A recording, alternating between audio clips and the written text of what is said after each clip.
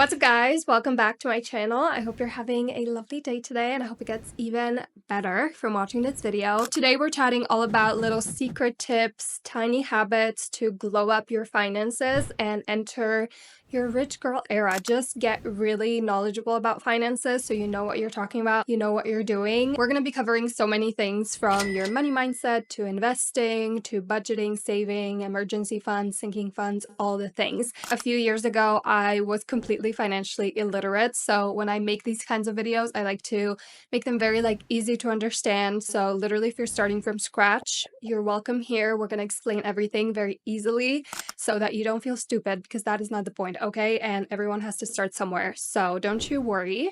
Okay?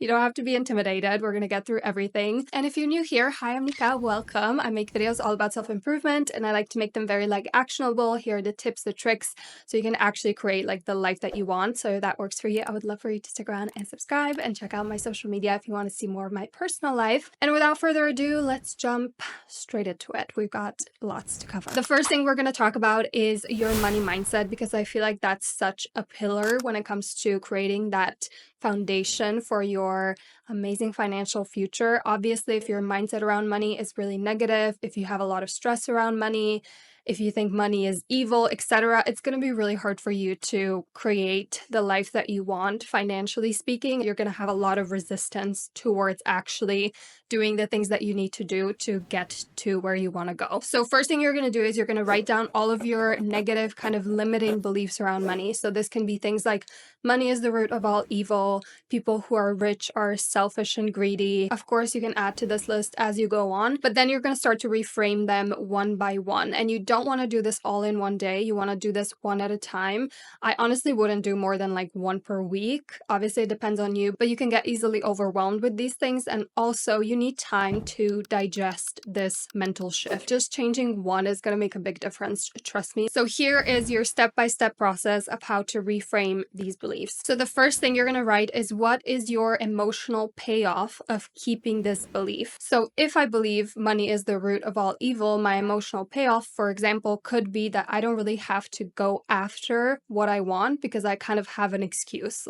Because if I make that money, that means I will be one of the evil people. I don't want that.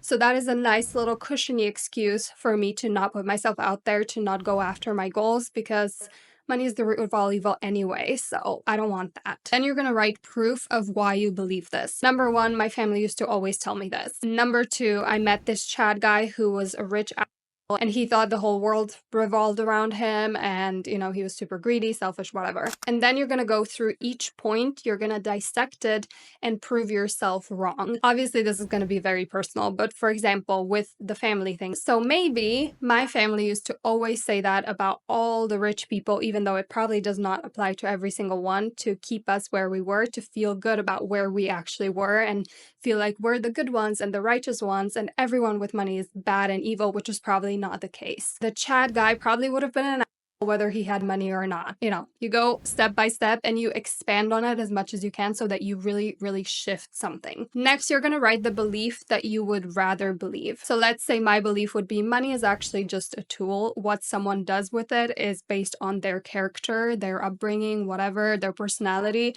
Money in itself doesn't have a power to change someone. It might bring out certain qualities, but money is not the problem here, it's the person behind it. Then you're going to write evidence and proof of why this new belief is true. So let's say you actually met quite a few people that were actually really lovely and very giving. There's so many organizations that do so much good where people with money donate to all the time, yada, yada, yada. And then lastly, you're going to write the emotional payoff of this new belief. First of all, is that I can now view people as they are and judge them not because they have or don't have money, but based on the quality of their character. Also, I can now go after what I want because I know it's not going to make me evil, etc. So just write as many things as you can think of. And that is basically the whole process of you changing these negative beliefs. The next tip, obviously, budgeting. That is something we cannot not talk about when it comes to your money glow up. I really feel like, again, that's just another pillar of your foundation. It teaches you so much about First of all, where your money is actually going, what the real situation, the reality of your finances is. I know that's scary to look at, but it's so important. You can't fix a problem if you don't know what the problem is in the first place. And then it's basically your guide of where you're going to put your hard-earned money. Of course, you might want to limit yourself in certain areas, and the whole point is that you can save more money that's going to go towards your emergency fund, maybe a down payment on a house, maybe investing, whatever it might be. It's going to create those healthy habits that you're going to have for the rest of your life. I made a whole video about this where I go in detail about how to set up your budget and everything you need to know.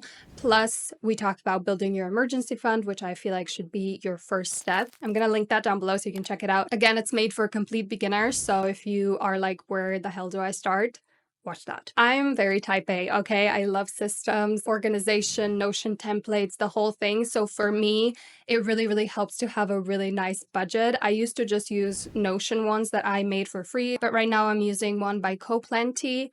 I'm using the Yearly Budget 3.0. This is not sponsored, by the way. I found this on my own on YouTube, actually, and I love it so much. It's so aesthetically pleasing. It has so many graphs. It's very like automated. You just put in your expense. It does everything else for you. It's so nice. The girl who made it actually reached out to me because she saw me using it, so she gave me a little code. It's Nika 10 for 10% off. You don't have to buy this, obviously. You can literally do it in your journal if you want to, but I love to have a really, really good, easy to use budget, and this one is my favorite that I've ever used. I genuinely get so happy anytime I just look at it. If at the moment your spending habits are a little bit out of control, or let's say this past month you spent like way too much money and you just want a little reset, an amazing idea is to do a low spend month. So let's say in October you're going to do a low spend month and you're just going to spend money on your absolute essentials. So obviously I don't know what your absolutely necessary expenses are. It's going to vary from person to person. For me, for example, therapy is involved in this. Going to a workout class is involved with this because it makes me feel a lot better, but I'm not going to be shopping for clothes or makeup or even takeout or eating out, stuff like that. So you need to determine what your low spend month is going to look like and then stick to it again for a whole month. It is such a good reset. You really notice like your tendencies. It's a really good wake-up call. And I actually made a whole video about how to change your spending habits, and I included a lot of other tips along with this one. So if you want to check that out after this video, I'll link it down below. In the budgeting video, I talk a lot about saving and building your emergency fund and all of that. So again, you can check that out, but some very important basics. Open up a high yield savings account. That's basically a savings account with higher interest rates. So you're going to make more money by your money just sitting in your savings account. I will never understand people who just save by like leaving their money in their bank account. I cannot do that. Like if there is money in my bank account, I'm going to spend it. So I have a separate savings account, and then you can either automate your savings that are going to be the same every single month. If you have a very stable income, it's the same every single month. You know how much money you need throughout the month. And let's say you have 150 euros left at the end of the month. You can schedule an automated transfer at the beginning of the month when you get paid. So it's kind of out of sight, out of mind. It happens automatically. You don't need to think about it. And that money is not even there for you to spend. If you're someone like me whose income kind of varies month to month, it's obviously really helpful to figure out your budget so that you know how much money you need throughout the month. And then you can put the rest into your savings account whenever you get paid. It's so helpful to save before you spend. So you put money in your savings account first, and then you can spend the rest, whatever that amount is for you. This one is kind of random, and I know some of you are going to be like, obviously, Nika, hello. But this was not obvious to me, okay? And it is to take advantage of what your bank offers, whether that's travel miles, different offers for hotels, a high yield savings account, as I've mentioned. Like there are so many things that certain banks offer. I really didn't take advantage of this because my Slovenian bank doesn't really offer anything, to be honest, but I did open a new account at an online bank and they offer so many things. I, for example, found a lot cheaper hotels on there than anywhere else, really cheap airport lounges. There's also a lot of options for savings. Like, for example, I'm sure this has a name, I honestly don't know it, but let's say you spend 4 euros and 70 cents on a coffee, and then you can turn on this savings option where it rounds up the price and saves the rest. So you spend 4 euros 70 cents on a coffee, rounds it up to 5, and it automatically saves the 30 cents. So that is like a cool little way that you can save more money without even noticing. And it's just worth it to check what your bank actually offers, because I honestly didn't do it for so long and I would have opened that online bank account a lot sooner if I knew that my bank literally offers nothing and so many other banks do. So just check that out.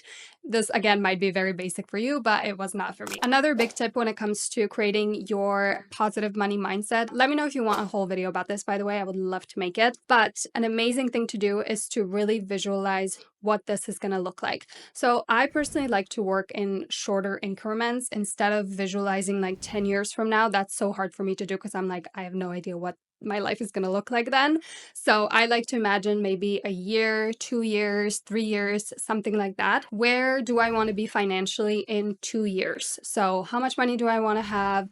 Do I want to be investing? How much I want to have saved? Like kind of specific numbers and goals. And that gets me excited and I have a goal to work towards, but it doesn't really help me to create like a full vision. So what I like to do is to fully imagine who this version of me is going to be that has reached these financial goals and how my daily routine is going to look like, how my lifestyle is going to look like, how I show up, my relationships, maybe like knowledge that I'm going to have. That puts everything into perspective and it's so much easier for me to imagine, and it gives you that like emotional reason for wanting to work towards that goal, which is so important. Another thing I really like to write down is what I'm going to be giving once I have this amount of money. So maybe that would be, I want to take my mom on a nice trip to somewhere she's always wanted to go. Or maybe you and your friends go out for drinks and you can just really excitedly say like, drinks are on me, guys, let's have a blast. Anything. And then you can create a vision board to help you visualize this lifestyle and this version of you. And you can also ask ChatGPT to write like your perfect day in the life. Let's talk about sinking funds. This is something I added later. I didn't want to overwhelm myself at the beginning, so I just focused on budgeting and saving, putting my money towards my emergency fund. And then once I had that figured out, I started adding other things. So it's totally up to you. But a sinking fund is basically you saving up for something specific, like maybe that's a car, or maybe it's for Christmas gifts or birthday gifts for the year or your summer vacation. So you set a goal of how much you want to save and you give yourself a time frame, a few months, however long you need, and you decide how much money you're going to put towards this sinking fund every single month. Obviously, it helps to have a separate place to put this money, but that has been really, really helpful. I'm using it right now for like Christmas gifts. So I've already started a little while ago. So now I have all the money for Christmas gifts pretty much almost saved up, and it just makes it so much easier. So you're not like scrambling. Once it comes around, you can really prepare for those bigger purchases. So that way, every single dollar or euro made has its exact place where it's going to go. So that's why people have like a paycheck routine. So when they get paid, they distribute their money into these different sinking funds, savings funds, etc. Now let's quickly talk about investing. I want to make this very short because I plan to make a whole video about it and I know you guys have been asking, so it's gonna come, I promise. I just want to open your mind to the idea of even investing because this was such like a big thing for me to come around to, because I used to always think like it's so risky, like I don't know what's going to happen to this money, like it's not really in my control once I put it into the investment that I choose, like it's just there and like I don't know what's gonna happen, and that was so scary to me. So once what I'm about to explain was explained to me, I was like, okay, I can like open my mind to the idea and start researching and see if this is for me. So investing, if done right, obviously keeps your money safe from inflation. Obviously, inflation is like a buzzword, we hear it all the time, but honestly, if you asked me what inflation was like 5 years ago, I would not be able to tell you. So if that's where you're at, I totally get it. It's okay. Here's a very simple explanation of inflation, okay? So let's say you go to the grocery store and someone gives you a 10 euro budget. So let's say right now, if you go to the grocery store and you have 10 euros, you can maybe buy 3, maybe 4 items. And 10 years ago, for example, with those same 10 euros, you could have bought maybe 10, 12 items. Basically the same amount of money, those same 10 euros, the value of that goes down with inflation. So you can afford less with that same amount. Editing me here, when I was filming this, I legit forgot to finish my point. So here it is. Basically, inflation goes up by around 2 to 3% each year. Let's go with 3% to be on like the cautious side. So let's say you have a regular savings account which has like 1% interest rates, which right now is considered like good. So let's say you put $10,000 in that savings account and you leave it there for 10 years. So the amount in your savings account grew a little bit in those 10 years because of that 1% interest rate. But because of inflation, what you can actually buy with that money will be 20 to 25% less than what you could buy today. So basically the prices would have gone up more than your savings grew. But let's say you decide to invest, let's say in an index fund like an S&P 500. We'll get to that, by the way. Same thing. So $10,000 for 10 years. You leave it there, you don't touch it. So with your money just sitting there, it will be earning an average of like 7 to 10% per year. So your $10,000 could grow to almost $20,000 in those 10 years. So that means you would have completely outrun inflation and make more money, obviously. There are obviously different ways you can invest. You can invest in the stock market, in crypto, for example, real estate, etc. The easiest, the most recommended and sure way to invest is to invest in index funds in the stock market. So when you're investing in the stock market, you can either choose an individual stock, so that would be buying a very small percentage of a company like Disney, for example, or you can invest in an index fund that tracks a whole market. So a really good example of this is the S&P 500. You may have heard of this if you've done any research about investing. It's basically an index fund that contains the top 500 US companies. So because we know that the US economy grows, that is obviously going to be a much safer, also a more straightforward, easier way to invest than you basically choosing individual stocks like the Disney stock or the Apple stock. That kind of investing requires a lot more knowledge than just investing in index funds. And there's a lot more great index funds than just the S&P 500. That's just an example. So we can obviously cover more of this in the investment video, but that was the first thing that was explained to me that honestly opened my eyes and my mind to actually potentially investing. So I wanted to include that here. But let me know if you have any questions about investing, anything you want to know, so I can make that video tailored to you, so I actually answer your questions and talk about everything that you want to know. Last but not least is to just be aware of lifestyle inflation, which is basically as you make more money, people tend to spend more money. So you get a raise and then all of a sudden you need a new apartment, a new car because you can afford it. But then your spending goes up simultaneously as you're earning, so you're not really saving more, investing more, putting more towards your down payment for a house, whatever your goals are. So just be aware of that. It definitely happened to me and I had to really reel myself in and go back to the drawing board, check my budget and see where I've been overspending. So it's again just something to keep in mind so you can make the most out of your hard-earned money. Alrighty guys, that is it for this video. I know it was very long. I can honestly talk about money and finances for days. So hopefully you enjoyed it. Check out the other 2 financial videos I've made before that I mentioned. They're going to be linked in the description box. And if you enjoyed this video, I would love for you to stick around and subscribe. And again, check out my social media if you want to connect more. And thank you so much for watching and being here, and I'm going to see you very, very soon.